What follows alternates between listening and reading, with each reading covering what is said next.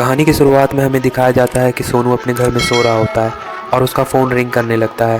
वो नींद में उठता है और बोलता है कि इतनी रात में कौन कॉल कर रहा है, सोने भी नहीं देते रात में, और वो फिर सो जाता है।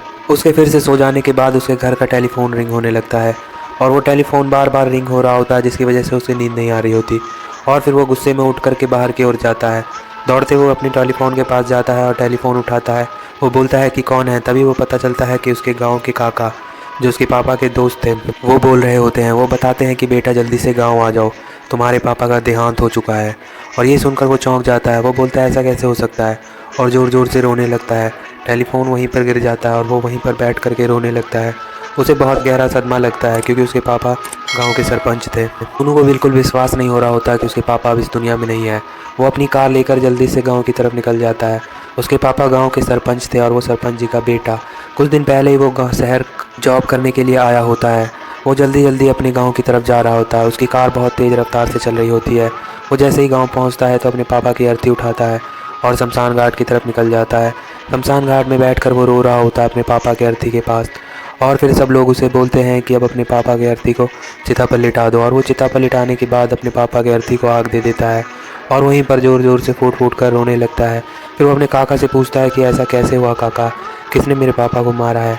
तभी वो बताता है, हमें तुम्हारे पापा की लाश जंगल में पड़ी हुई मिली और किसी तेज़ धार वाले औजार से उन पर हमला हुआ था और कोई उनका दिल भी निकाल कर लेकर चला गया है। ये सुनकर वो बहुत हैरान हो जाता है कि ऐसा कैसे हो सकता है। तभी उसके काका बोलते हैं कि बेटा रात होने वाली है, तुम भी अब घर चलो। और वहाँ के सारे लोग वहाँ पर से निकल पड़ते हैं अपने घर की ओर। रात होते ही कोई शमशान घाट में नहीं रुकना चाहता। सोनू कुछ देर के लिए अपने पापा की चिता के पास ही बैठा हुआ रहता है और अपने पापा की मौत पर रोने लगता है। तभी जंगल में जानवरों की आवाज़ें गूंजने लगती है। फिर सोनू देखता है कि वहाँ पर एक बूढ़ा आदमी बैठा हुआ होता है और मन ही मन कुछ बड़बड़ा रहा होता है और खुद ही अपने आप में हंस भी रहा होता है। उसे देखकर वो हैरान होता है। वो उससे पूछता है कि तुम कौन हो, यहाँ इतनी रात में तुम्हें डर नहीं लग रहा, शमशान घाट में अकेले बैठे हो। तो वो आदमी बोलता है कि बेटा मुझे डर नहीं लग रहा, तुम सरपंच जी के बेटे हो ना।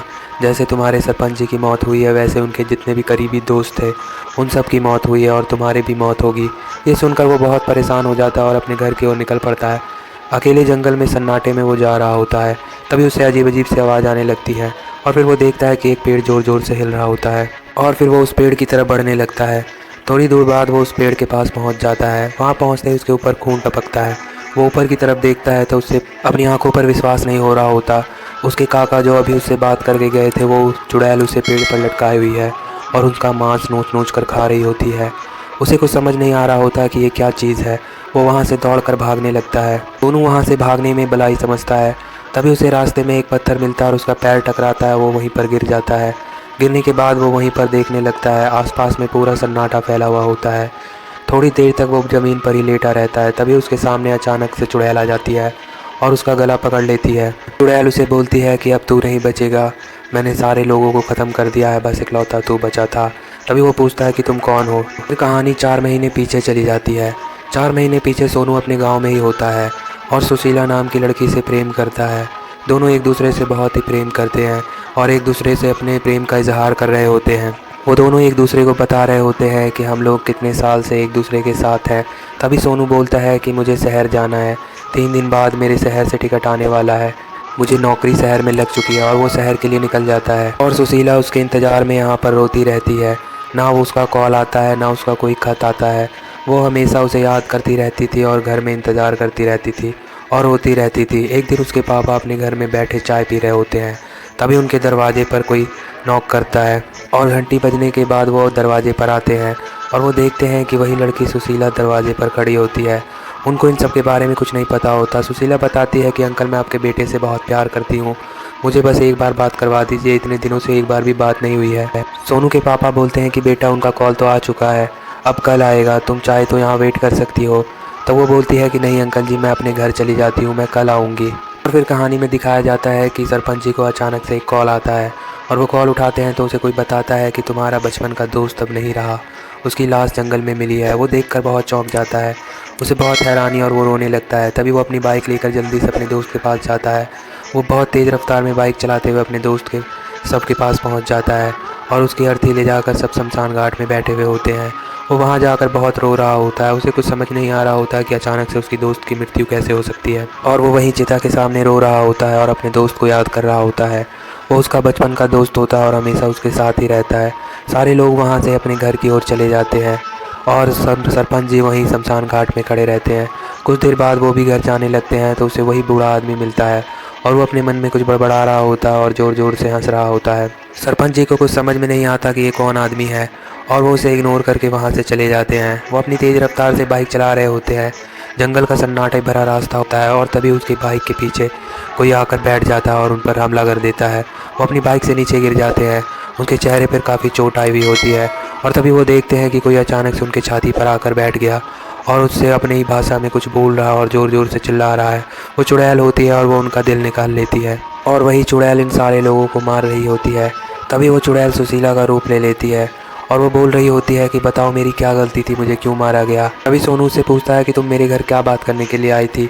तभी वो बताती है कि मैं तुम्हारे घर तुम्हें बताने के लिए आई थी कि सुशीला तुम्हें याद करते करते और तुम्हारा इंतज़ार करते करते मर चुकी है और तुमने उसे धोखा दिया है। यही बताने के लिए मैं तुम्हारे घर आई थी। एक दिन बहुत तेज़ बारिश हो रही थी और मैं छाता लेकर तुम्हारे घर की ओर जा रही थी। मैं भी बहुत गुस्से में थी क्योंकि मेरी बहन की मृत्यु हो चुकी थी। तभी मैंने तुम्हारे घर का बैल बजाया और तुम्हारे पापा ने गेट खोला। मैंने उनसे पूछा कि सोनू का कॉल आया है क्या। तभी वो बोलते हैं कि अभी कॉल तो नहीं आया है पर आने वाला है, तुम चाहे तो अंदर वेट कर सकती हो क्योंकि बाहर बारिश तेज़ हो रही है। तो मैं उनकी बात मानकर घर के अंदर चली जाती हूँ और वो मुझे एक रूम में ले जाकर बैठा देते हैं और मैं तुम्हारे कॉल का वहाँ पर इंतज़ार करने लगती हूँ। और तुम्हारे पापा कई दोस्तों के साथ दारू पी रहे होते हैं और उनके दोस्त और वो लोग मेरे बारे में उल्टे सीधे बात कर रहे होते हैं। तभी उनका दोस्त बोलता है कि सरपंच जी का तो मस्त है, इस टाइम में भी लड़कीबाजी करते हैं, घर में लड़की और शराब लिए रहते हैं। और तभी सरपंच जी बोलते हैं कि ये सब छोड़ो और तुम मेरे लिए पैक बनाओ। तभी उनका दोस्त बोलता है कि पैक क्या बनाऊँ, बर्फ़ तो ख़त्म हो गई है। और वो बर्फ़ लाने के लिए जाता है। बर्फ़ उसी लड़की के कमरे में होती है जहाँ सुशीला की बहन बैठी हुई होती है। वो वहाँ जाता है और उस लड़की से बोलता है कि ये लड़की तुम यहाँ क्या कर रही हो। तो सुशीला की बहन बोलती है कि मैं सोनू के फ़ोन का इंतज़ार कर रही हूँ, मुझे उसे कुछ ज़रूरी बातें बतानी है। तभी वो आदमी बोलता है कि मुझे पता है कि तुम किस टाइप की लड़की हो और तुम्हें क्या बात करनी होगी। इतना बोलते हुए वो उल्टी सीधी बातें उससे करने लगता है और वो बोलता है कि जो बात तुम मुझसे करने वाली हो तुम मेरे साथ कर सकती हो। तभी सुशीला की बहन को बहुत गुस्सा आता है और वो उसे एक थप्पड़ लगा देती है और गुस्से में सरपंच जी का दोस्त उसका गला पकड़ लेता है और गला ज़ोर से दबाने लगता है। बोलता है कि तुमने मुझ पर हाथ उठाकर अच्छा नहीं किया, अब देखो मैं क्या करता हूँ। और तभी सुशीला की बहन बेहोश हो जाती है और वो लोग वहाँ आते हैं। वो लोग बोलते हैं कि चलो अच्छा है, बला टल गई। उन लोगों को लगता है कि वो मर गई और वो लोग उसे ज़िंदा ही जला देते हैं जबकि सुशीला बेहोश होती है। तभी सुशीला इधर बोलती है कि बताओ मेरी क्या गलती थी, मैंने ऐसा क्या किया था जो उन्होंने मुझे ज़िंदा जला दिया। तभी सोनू पूछता है कि तुम कौन हो। तब वो बताती है कि मैं सुशीला की जुड़वा बहन हूँ शीतल, और मेरी बहन मेरे सामने ही तुम्हें याद करते करते तड़पते तड़पते मर गई, जिसका मुझे बहुत गुस्सा था। यही बात बताने के लिए मैं तुम्हारे घर बार बार आया करती थी। तभी वो सोनू को बोलती है कि इस सारी मौत की वजह तुम ही हो और अब तुम भी मरोगे, तुम्हें क्या लगा था कि तुम बच जाओगे। और फिर वो उस पर धारदार नाखून से वार करती है और उसका दिल निकाल लेती है और सोनू की वहीं पर मौत हो जाती है। दोस्तों प्लीज़ हमारे चैनल को सब्सक्राइब कर दे और वीडियो को लाइक भी कर दे दोस्तों, प्लीज़ प्लीज़ प्लीज़ दोस्तों, प्लीज़ बहुत ज़रूरी दोस्तों, प्लीज़।